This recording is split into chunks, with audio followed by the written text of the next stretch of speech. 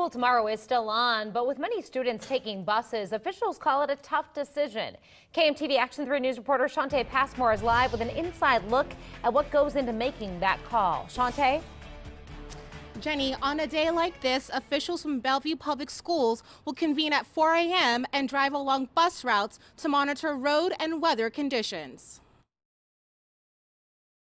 On days like today, Richard Casey starts his shift and drives on bus routes to see if drivers can safely maneuver through neighborhoods during wintry conditions. He says bus transportation is one of several factors in determining whether schools will remain open or close.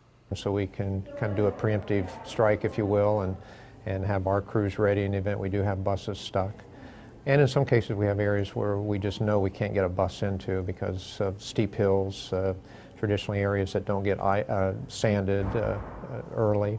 Nearly a quarter of the 10,000 student population uses the buses. Each day, the district uses more than 70 buses to transport students. Today, bus drivers got lucky with the weather, but Casey says that's not always the case.